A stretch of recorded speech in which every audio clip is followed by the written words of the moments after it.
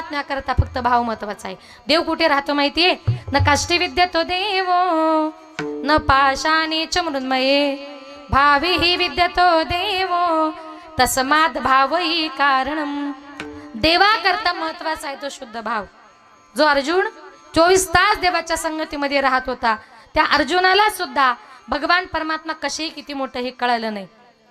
एक दिवस अर्जुनाला भगवंताच्या विश्वरूपाचे डोहाळे लागले होते.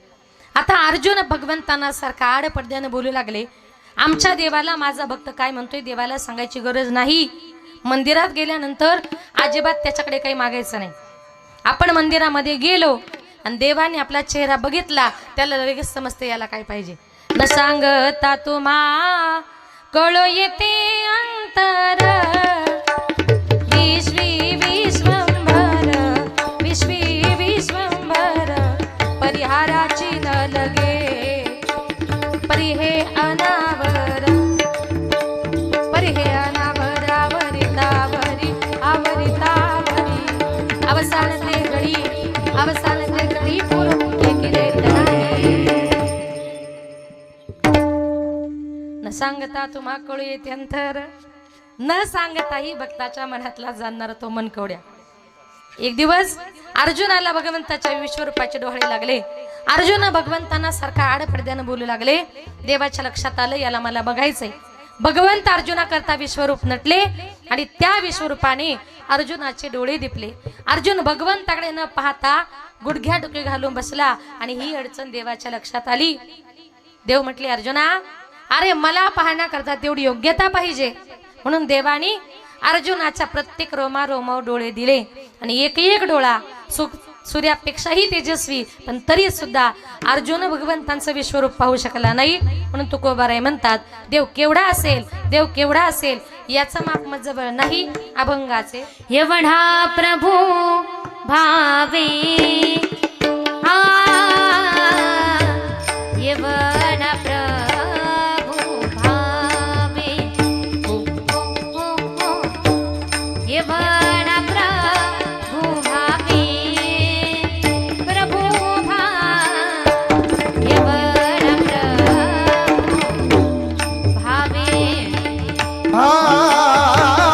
एवढा प्रभू भावे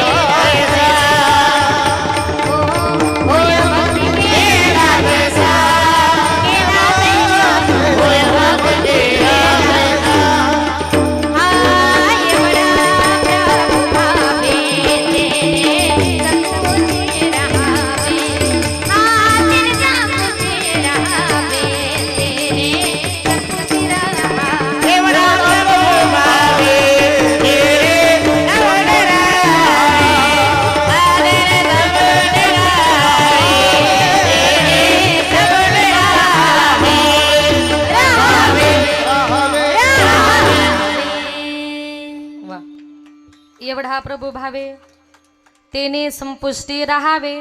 तुका बरे म्हणतात आमचा एवढा मोठा देव आहे. किती मोठा? अर्जुनाला 1000 डोळे दिले बघता आला नाही एवढा मोठा देव. पण जनाबाईच्या भक्तीसाठी किती छोटा झाला माहितीये. जनाबाई जर जात्यावर दळण दळायला बसली ना, देवही यायचा जनाबाईला जात्यावर दळण दळू लागायचा. एक दिवस देव जनाबाईला दळण दळू लागण्याकरता आले. जनाबाईने सांगितलं, देवा तू रोज मला दळण दळू लागण्याकरता येतो, देवा आज दळण दळताना माझी एक अट आहे. देव म्हटला, काय ग जने? जनाबाई म्हटली, आज आपण दोघांनी पण जात्यावर ओवी म्हणायची. मी पुढे म्हणते आणि तू सेम टू सेम माझ्यासारखं म्हणायचं. जनाबाईनं ओवी गायला सुरुवात केली. पांडुरंग माझा पिता ग, पांडुरंग माझा पिता. देवानं पाठीमाग म्हणावं, पांडुरंग माझा पिता ग, पांडुरंग माझा पिता. जनाबाईनं म्हणावं, पुंडलिक माझा बंधू ग, पुंडलिक माझा बंधू. देवानं म्हणावं, पुंडलिक माझा बंधू ग, पुंडलिक माझा बंधू. पुन्हा जनाबाईनं म्हणावं, रखुमाबाई माझी माता ग, रखुमाबाई माझी माता. आणि देवानं तेच म्हणावं, रखुमाबाई माझी अरे तुला काही वेळ लागलं का? म्हटले काय झालं?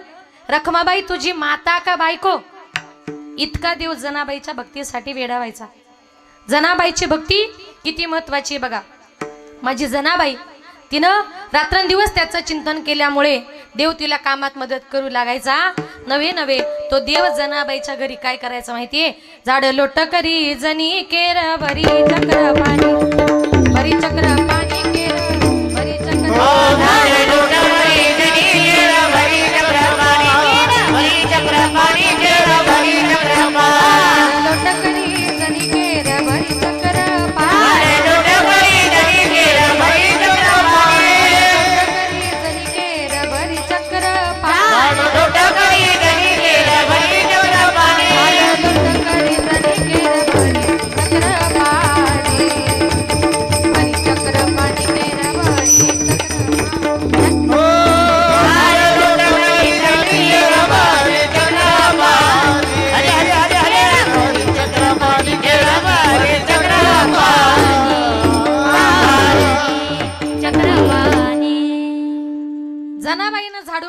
देवानं केर भरावा. इतका मोठा जनाबाईचा अधिकार. आणि म्हणून बघा इतका मोठा अधिकार होता. कधी कधी जनाबाई देवाशी भांडण सुद्धा करायची. भांडण करून देवाला शिव्या द्यायची. आणि शिव्या देऊन काय म्हणायची माहितीये? अरे काळ्या विठ्यामुळं मायेच्या कारट्या, तुझी रांडरंडकी झाली जन्म सावित्री पिढाली आली. तुझे गेले मडे तुला पाहुनी काळ रडे, उभी राहुनी अंगणी शिव्या देती दासी जनी. अंगणात उभी राहायची आणि जोर जोरात शिव्या द्यायची. म्हणायची अरे काळ्या तुझी रान रणकी झाली. असा प्रयोग आपण फक्त करा बरं महिला मंडळ. शेजारणीला असं काही करू नका, तुमच्या डोक्याला एकही केस राहणार नाही. ती जनाबाई होती. देवा करता महत्वाचा आहे तो भाव, देवा करता गरज आहे ती भावाची. एवढा मोठा प्रभू आमच्या जनाबाईने पकडला. कसा पकडला? त्याच्या गळ्याला दोर बांधला. कशाचा दोर? भावाचा दोर. एवढा मोठा प्रभू आमच्या यशोदा मातेनं पकडला. कसा पकडला? त्याला उखळारला बांधलं. कशाच्या जोरावर? भावाच्या जोरावर. माझी माऊली म्हणते, बाहुबळे आकडे हे रवी नाकडे, बाहुबळे आकडे हे रवी नाकडे.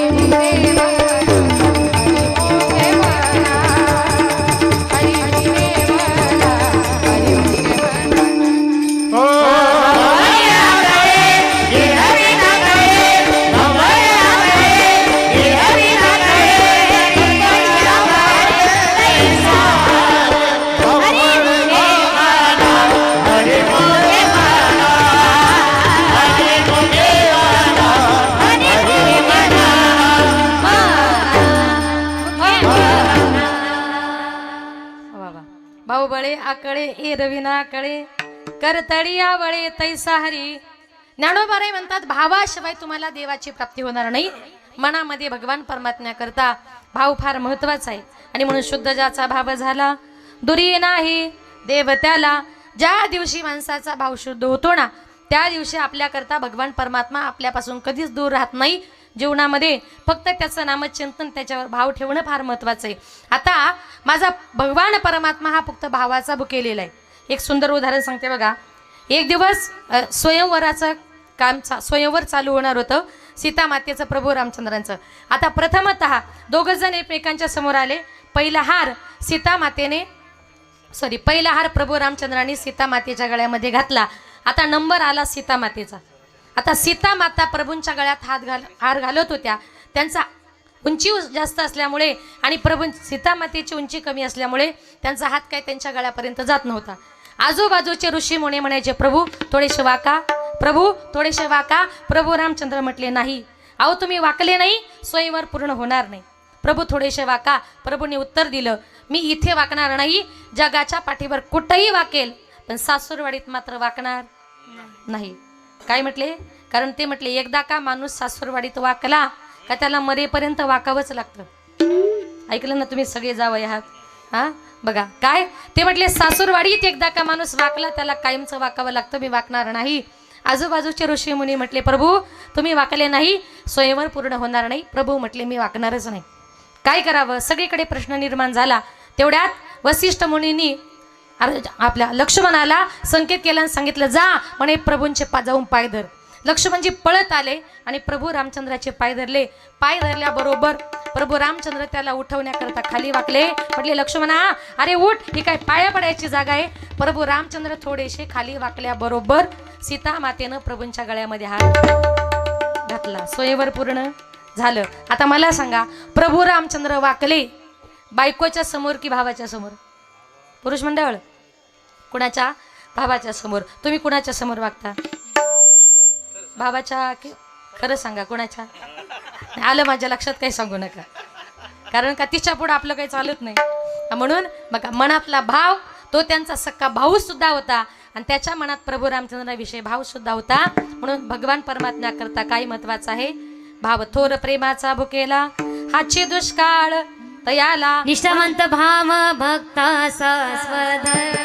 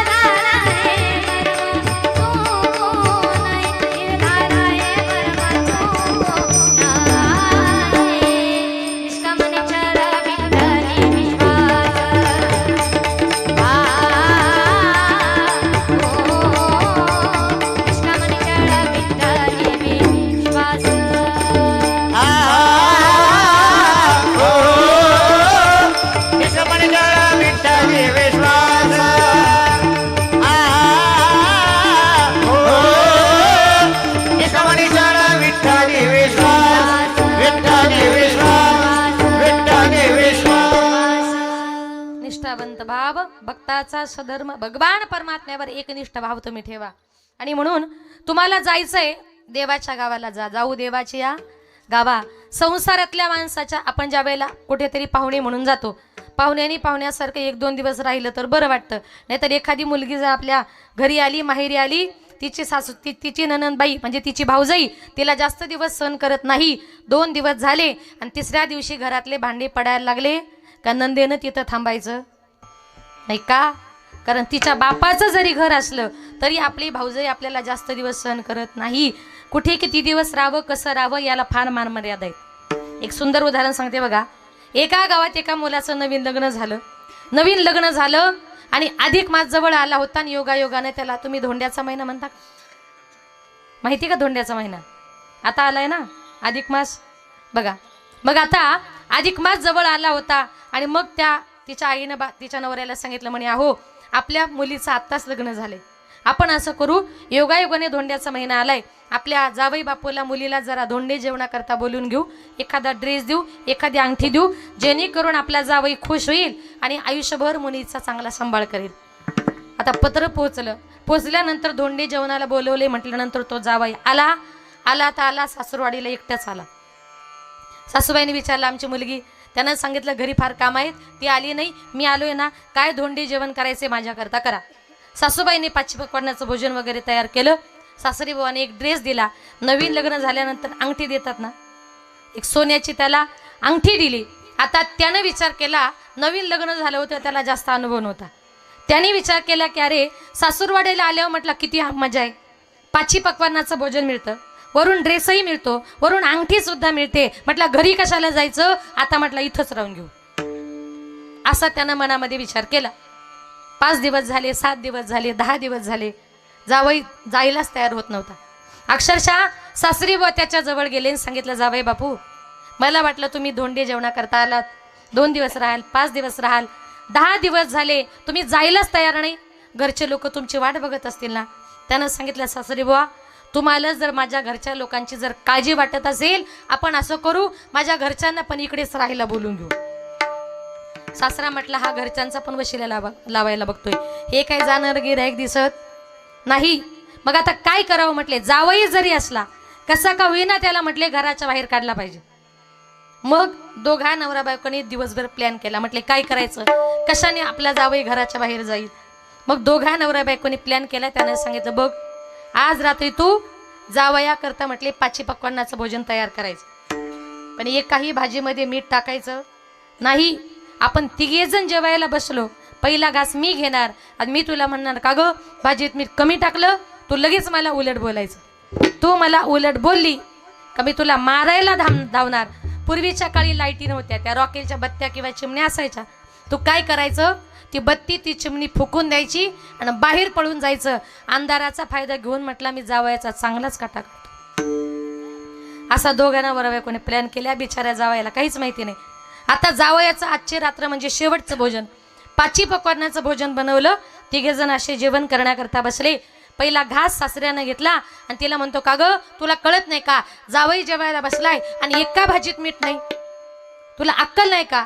ती म्हटली, का हो जावयाच्या देखत माझी तुम्ही अक्कल काढता, तुम्हाला अक्कल आहे का. त्याला असा राग आला. तो म्हटला, का ग जावयाच्या देखत तू माझी अक्कल काढते, तू माझी अक्कल काढते.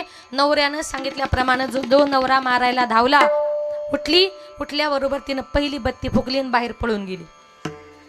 विश्व दारिद्र्य मरेपर्यंत तुझ्या जवळ धन पैसा संपत्ती कधी येणार नाही, असं तुझ्या नशिबात लिहिलेलं आहे. जे आपल्या कपाळावर आहे ते कोणी पुसू शकत नाही. ज्ञानेश्वरीत त्याचं वर्णन आले, लल्लाटीचे लिहिले तरी कदा न जाय पुसिले, तैसे काळे गोरे पण पुसो न जाय. मग सुदामदेव भगवंतांना भेटण्याकरता निघाला, फाटके कपडे घातलेले. द्वारकेच्या राजमहालापर्यंत गेला. द्वारपालाने अडवलं, सांगितलं कुठल्याही भिकाऱ्याला राजमहालामध्ये प्रवेश करता येणार नाही.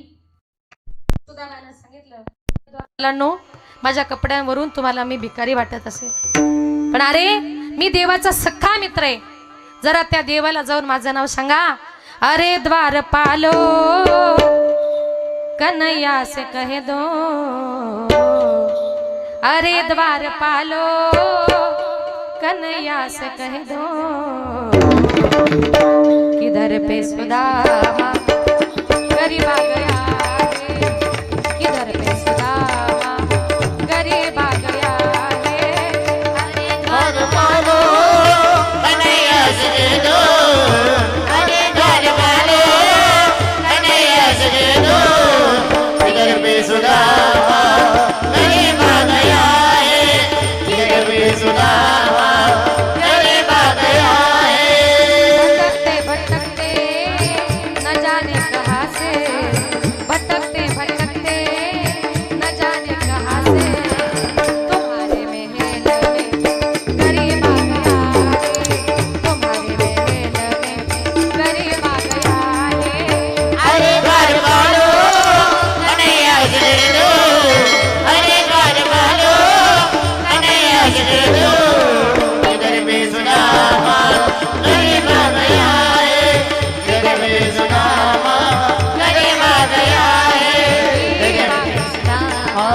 गरीबा गया रे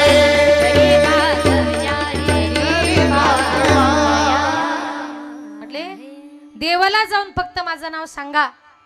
एक द्वारपाल गेला, सांगितलं देवा अहो तुम्हाला भेटायला कोणीतरी सुदाम आलाय हो.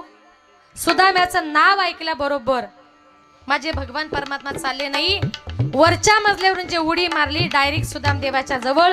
सुदाम देवाचे फाटके कपडे तुटकी चप्पल पाहून देव रडू लागले.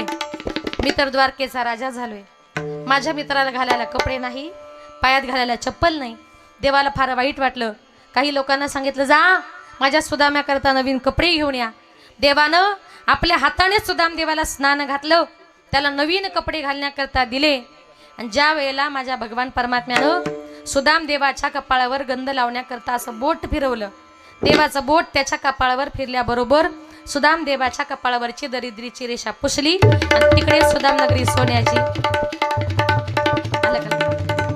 देवाचा हात आहे तो. देवाचा हात जर माणसाच्या नशिबावरून फिरला माणसाचं नशीब सुद्धा बदलतं. म्हणून माझ्या भगवान परमात्म्याने त्याचा भाव बघितला, सगळा गाव सोन्याचा करून दिला.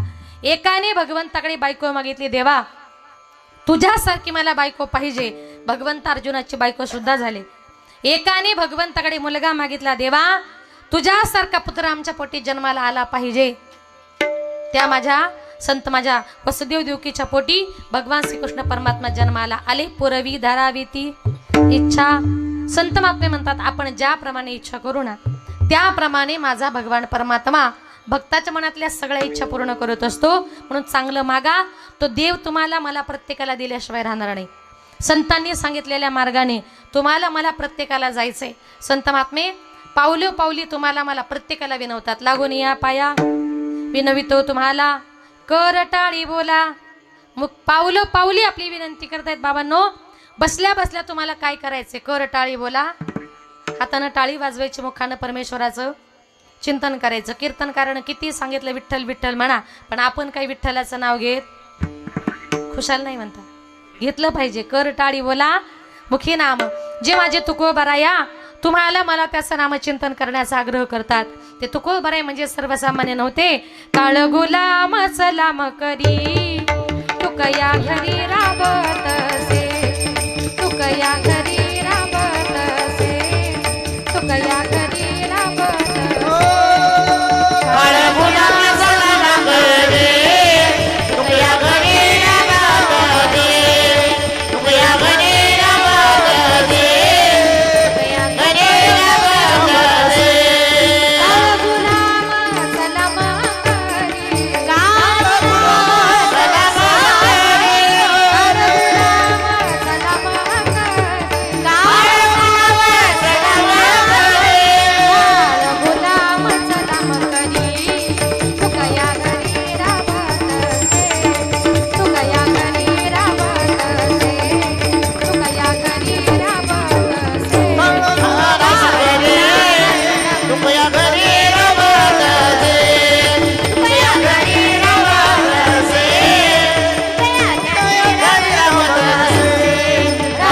दे, राबत दे.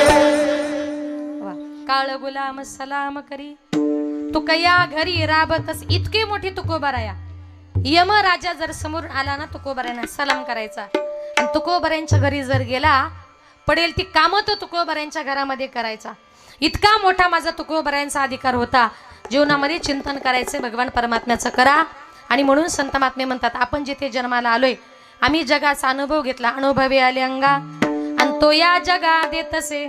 आम्ही लोकांचं ऐकून बोलत नाही. काही काही लोक जीवनामध्ये कधीच कोणाचं ऐकत नाही बरं का. एक मनुष्य दवाखान्यामध्ये गेला, दवाखान्यातून आला, हॉटेलमध्ये गेला आणि त्यानं एक वडापाव घेतला. बसल्या बसल्या त्यानं वडापाव खायला सुरुवात केली. शेजारच आणि त्यानं काय केलं, वड्याचं वरचं पीठ काढून टाकलं आणि मधला बटाटा खायला सुरुवात केली. शेजारचा माणूस म्हटला का रे बाबा या परिसरातला एवढा प्रसिद्ध वडापाव आणि तू त्या वड्याचं वरचं पीठ काढले आणि आतला बटाटा खातोय. अरे कशाला दिले 20 रुपये. म्हटला घरी जाऊन बटाटेच खाना 1 किलो तरी येते. त्यानं सांगितलं ग बस तुला काही कळतं का. तो म्हटलं काय झालं. म्हटलं माझी तब्येत बरी नाही, मी आत्ताच दवाखान्यातून आलोय आणि डॉक्टरांनी मला सांगितलंय अजिबात बाहेरचं काही खायचं नाही. वरचं पीठ काढतोय आणि आतला बटाटा खातोय. इतकी हुशार माणसं असतात. म्हणून जीवनामध्ये काही काही लोकांना काही कळत नाही. आपल्याला कळत नसेल तर दुसऱ्याला कमीत कमी विचारा. कारण का त्याच्यामध्ये तुमचा माझा उद्धार आहे. म्हणजे तुकोबाराय म्हणतात माझा देव एवढा मोठा आहे पण माझ्या देवाला व्यवहार पक्का समजतो. तो प्रथम आपल्या भक्ताकडून घेतो आणि मग देतो. घेतल्याशिवाय कुणाला काही द्यायचं नाही. हा देवाचा स्वभाव आहे. माझे नामदेवराय म्हणतात गेसी तेव्हा देशी ऐसा असं शिवदार काय घडू देवा तुझे कृपणाचे दार. नामदेव महाराज म्हणतात देवा तू किती कंजूस आहे रे. तो प्रथम आपल्या भक्ताकडून घेतो आणि मग देतो. घेतल्याशिवाय कोणाला काही द्यायचं नाही. हा देवाचा स्वभाव आहे. म्हणून आपल्या गावामध्ये सप्ताह चालू आहे. आपल्या आईपतीप्रमाणे देणगी देऊन टाका. आज तुम्ही या देव कार्याकरता जर 1000 रुपये खर्च केले देव उद्या तुम्हाला 2000 रुपये देईल. 5000 दिले देव 10000 रुपये देईल. कारण देवाचा स्वभाव आहे अगोदर घेशी मग देशी. पण घेतल्याशिवाय कोणाला काही द्यायचं नाही. आणि म्हणून तुकोबाराय म्हणतात आपलं हे जे काही शरीर आहे हे सगळं भगवान परमात्म्याच्या सत्तेनं चालत असते. या जगामध्ये त्या देवाची फार मोठी सत्ता आहे. त्याच्या सत्तेशिवाय सूर्य चालत नाही. त्याच्या सत्तेशिवाय झाडाचं पान हलत नाही. त्याच्या सत्तेशिवाय तुझी सत्तेने वेदासी बोल. तुझी सत्तेने वेदासी बोल. सत्तेने वेदासी बोलणे तुझी सत्तेने वेदासी बोलणे. तुझी सत्तेने वेदासी बोल. तुझी सत्तेने वेदासी बोल.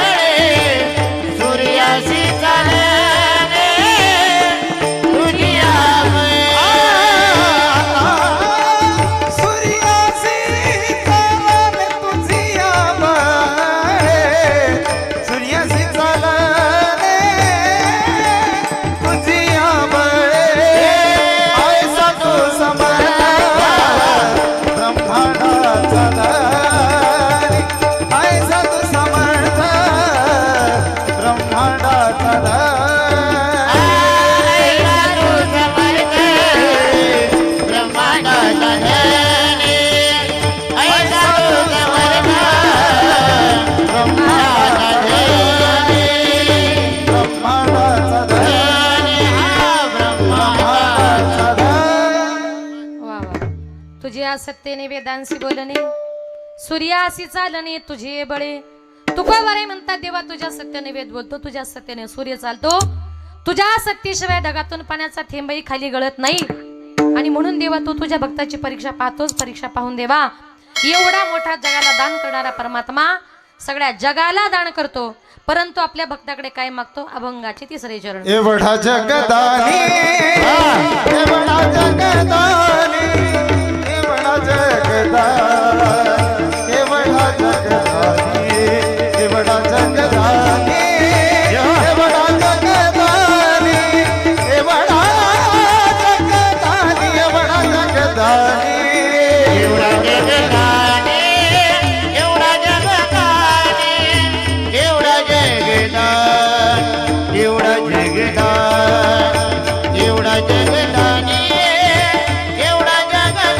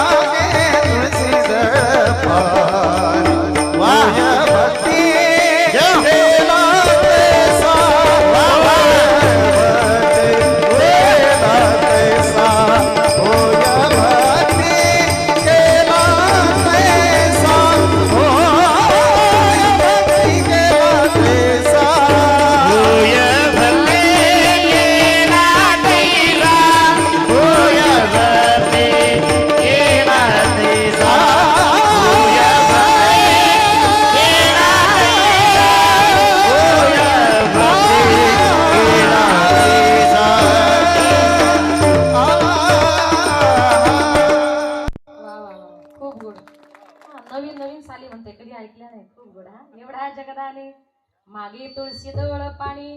तुकोबाराय म्हणतात, एवढा मोठा जगाला दान करणारा परमात्मा आपल्या भक्ताकडे काय मागतोय? तुळशीचं पान मागतो.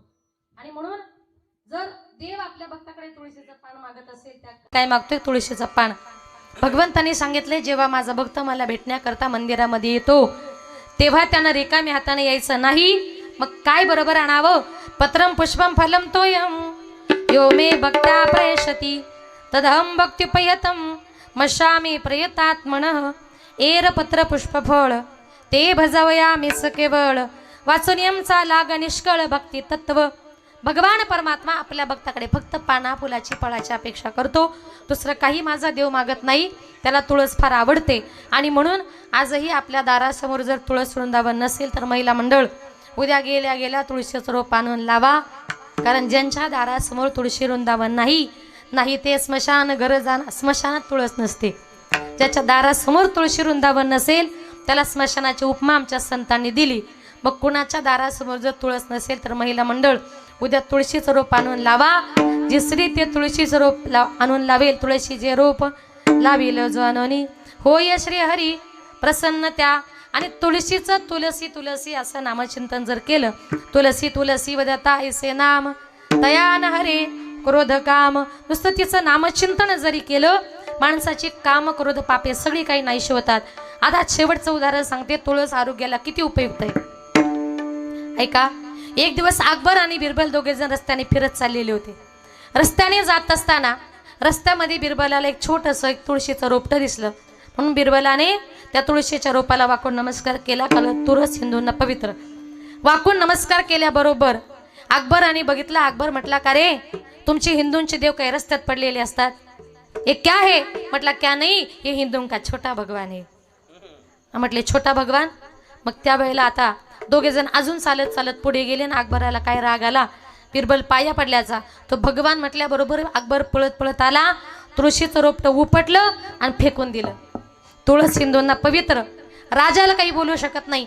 मनामध्ये राग ठेवला आणि बिरबलाने ठरवलं राजवाड्यापर्यंत जाईपर्यंत याचा काटा काढल्याशिवाय राहणार नाही. दोघे जण पुढे चालत चालत गेले. बिरबल म्हणजे अतिशय चतुर, अतिशय बुद्धीने हुशार, कुठे काही युक्ती करील त्याचं सांगता येणार नाही. पुढे चालत गेले आणि चालत गेल्यानंतर रस्त्यावर बिरबलाला एक आग्याचं झाड दिसलं. आग्या माहिती आहे तुम्हाला? आग्याचं झाड, त्याचा नुसतं आपल्या शरीराला जर लागलं तर शरीराचे आगाग होते. त्याचं नावच आग्या. मग बिरबलाने काय केलं, मगाशी तुळशीच्या रोपाला वाकून जो काही नमस्कार केला ना त्यापेक्षा अधिक कमरेत वाकून नमस्कार त्यानं त्या आग्याला केला. अकबर म्हटला, बिरबल बिरबल हे क्या है? क्या नाही म्हटला, महाराज हे हिंदू का बडा भगवान है. आता असं म्हटल्यावर याचा राग अजून अनावर झाला. आता मोठा देव म्हटल्यानंतर अकबर असा पळत पळत गेला आणि त्या आग्याचं झाड असं मोठं होतं आणि त्याला उपटून फेकायचं म्हणून पळत गेला आणि त्यानं त्या आग्याला कवळी मारली. कवळी मारल्याबरोबर त्याचं नावच आग्या. सगळ्या आगाची आग झाली. धावू लागला. अकबर उड्या मारू लागला, रडू लागला, बिरबल बिरबल हे क्या हुआ, हे क्या हुआ? बिरबल म्हटला, क्या नहीं हुआ महाराज, छोटा भगवान है, बड़ा भगवान से फोन किया. मग त्या वेळेला अकबर म्हटला, बावळटा तुझी टिंगल बाजूला राहू दे, शरीराची आग होते, दाह होतोय, उपाय सांग. बिरबलाने सांगितलं, महाराज याच्यावर उपाय एकच. मगाशी तुम्ही आमच्या छोट्या देवाचा अपमान केला. म्हटले हो. परत पाठीमागं जायचं, त्या छोट्या भगवंताची क्षमा मागायची. तसं करावं लागलं तरी चालेल, फक्त शरीराची आग शांत झाली पाहिजे. अकबर आणि बिरबल परत आले. बिरबलाने ते तुळशीचं रोपटं उचललं, त्याचा रस काढला, अकबराच्या सरंगाला लावला आणि त्याच वेळेला अकबराच्या शरीराची आग शांत झाली. इतकी तुळस आरोग्याला उपयुक्त आहे. आणि मग प्रत्यक्ष आपण गळ्यामध्येच जर घातली, माणसाचं शरीर सुद्धा काय निरोगी राहिल्याशिवाय राहणार नाही. म्हणून जीवनामध्ये बघा, ही जी काही तुळस आहे ती तुळस फार महत्वाची आहे. मागे तुळशी दळ पाणी. हा, साधकांनी तुकोबरा यांना प्रश्न, आमच्या भाऊकडे कशाला बघता हो तुम्ही? म्हटले ते मागच्या वर्षी पुढच्या वर्षी घालीन म्हणून. आता परत म्हणताय बघा, पुढच्या वर्षी सांगितले तुम्हाला. आश्वास बघा, इतकी तुळस आरोग्याला उपयुक्त आहे. आणि म्हणून साधकांनी तुकोबरा यांना प्रश्न केला की म्हटले, तुकोबाराया तुम्ही सांगता जगाचा बाप म्हणे तुळशीचं पान मागतो, कुणाकडे मागितलं? त्यावेळेला तुकोबाराय म्हणतात, जगाचं नाही, माझं स्वतःचं मी उदाहरण सांगतोय. का ज्या वेळेला तुकोबर यांच्या घरी देव पाहुणे आले होते. पाहुणे घरास्या जाले रुसी कसे काय करू उपचार, काय करू उपचार, कोप मोडकी जरजर, काय करू उपचार, कोप मोडकी जरजर. काय करू उपचार, कोप मोडकी जरजर, काय करू उपचार, कोप मोडकी जरजर. हरी मोडकिया माझा, वरी वाकळांच्या शेजा. या पाहुणे घरास्या जाले रुसी कसे काय करू उपचार, काय करू उपचार, कोप मोडकी जरजर, काय करू उपचार, कोप मोडकी जरजर.